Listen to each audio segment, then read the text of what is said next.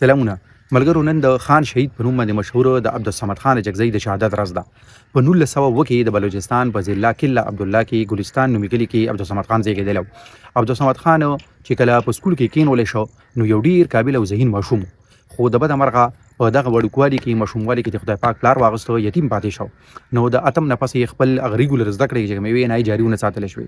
خو داسې نه وګینې چې هغه سبق سره هغه خپله رشته پرې کړه بلکې د پرایویټ سټوډنټ په توګه باندې خپل هغه زده کړې چې دی نه یې جاري وساتلې او نو ډېرې ډیګرۍ بیا وروستو واغستې.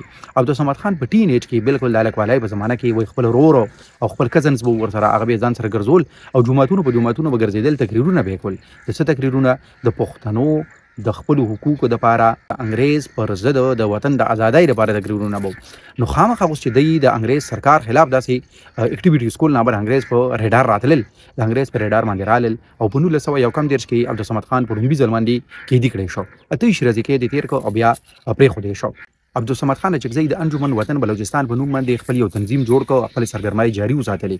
په 1938 کې هغه د ډیر سټرګل نه پس په د بلوچستان رومبي اخبار د استقلال په نوم باندې جاري کړ.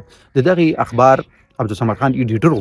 نو دې سره تاسو ته دا معلومه وي چې عبدالصمد خان یو بل خپل سیاسي چې کومې چارې وي هغه جاري ساتلې، خو ورسره د صحافت په دنیا کې هم هغه ځان له یو لوی ځای جوړ کړ او بیا په تیره باندې د ادب په دنیا کې هم چې هغه په هغه زمانه کې د ډیر مشهور کتابونه چې کوم د مولانا ابوالکلام آزاد کتاب د مولانا شبلی نعمانی او د داسې خلکو کتابونه هغه پښتو ژبې ته ترانسلیټ کړو. تاسو ته دا معلومه وي چې عبدالصمد خان جگزی له خپلې ژبې پښتو سره سره بلوچي، سیندي، انګریزي، فارسي، عربي او ډېرې ژبې ورتلې، خو خپلې ژبې سره یې پرېمانه مینه وه. د هغې عوا د دې نه ظاهره ده چې خپل کتاب یې لیکله، خپل آټوبایوګرافي یې لیکله، زما ژوند او ژوندونه، نو هغه هم په پښتو ژبه کې لیکلې وه. انګریز په دغه زمانه کې عبدالصمد خان هندوستان ته په دوره باندې لاړو، هلته کې ګاندیجي سره ملاقات وکړو او کانګرس سره یې خپلې اړیکې جوړې کړې، کانګرس سره اتحاد وکړو. خو دې ځای کې هم لکه د باچا خان په شان هغه خپل دغه تنظیم چې کوم د انجمن وطن بلوچستان دی په کانګرس کې زم نه کو، څنګه چې باچا خان خدای خدمتګار کانګرس کې زم کړی نه و. د پاکستان د جوړېدو نه پس کله یو کال پس چې په 1948 کې څنګه د خدای خدمتګارو خلاف کریک ډاون شوی و، نو په دغه کریک ډاون کې دغه ټیم کې عبدالصمد خان جگزی هم گرفتار کړی شو، هغه هم جیل ته واستول شو. شپږ کاله په جیل کې و.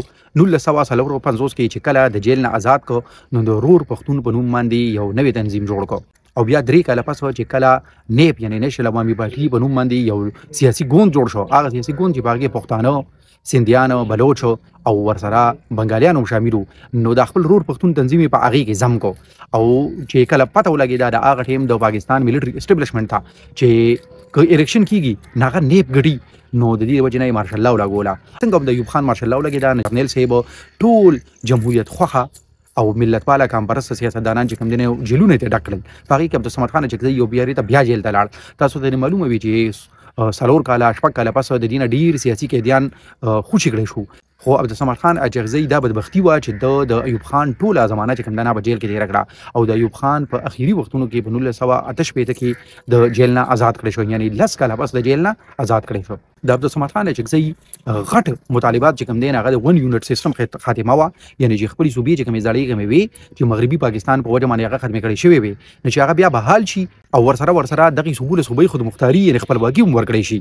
نو یحیی خان دې ته تیار شو او د جنرال یحیی خان په زمانه کې دغه 1 یونټ سیستم ختم کړی شو، بلوچستان له هم د صوبې درجه ورکړی شوه. خو په دغه وخت کې دغه یو کار وشو چې ډېرې داسې ضلعې چې هلته کې پښتانه هغه ضلعې په کار راوه چې هغه په پښتونخوا کې شاملې شوې وې، خو هغه په بلوچستان کې شاملې کړې. نو عبدالصمد خان جگزی د دې خلاف راووته، میدان ته راغی او ډېر سخت مهم یې شروع کړو، تر دې پورې چې کابل ته یې دوره وکړه چې باچا خان هغه ټیم په کابل کې و، هغه سره هم ملاقات وکړو. نیب چې کوم نور لیډران و هغوی سره هم ملاقاتونه وکړل، خو مایوسي ورته میلاو شوه. نو چې کله د نیب تخوا نه ناامیده شو نو نیب یې هم پرېښودو او د نیب پښتونخوا په نوم باندې ځان له جدا پارټي جوړه کړه. 1970 کې الیکشن وشو، عبدالصمد خان جگزی خپل سیټ وګټه، د بلوچستان اسمبلی ممبر جوړ شو، MBA جوړ شو او 2 کاله پس دا د 2 دسمبر یوه توره بدبخته شپه وه چې عبدالصمد خان په خپل کور کې اوده پروت و او یو بدبخته انسان چې دغه تر اوسه پورې پته ونه لګېده چې څوک و، په دغه کور باندې هینډ ګرنیډ ویشته او عبدالصمد خان جگزی په خوب کې دا دنیا پرېښوده. د عبدالصمد خان جگزی د مرګ نه پس د هغه زوی محمود خان جگزی د هغه سیاسي جانشین جوړ شو او په 1991 کې هغه بیا د پښتونخوا ملي عوامي پارټي په نوم باندې دغه خپله پارټي جوړه کړه چې هغه نن هم د پاکستان او د بلوچستان په سیاست کې فعاله کردار لوبوي. امید دی چې د ویډیو نه به زده کړه کړي. بلې ویډیو کې بلې موضوع سره د الله په امان.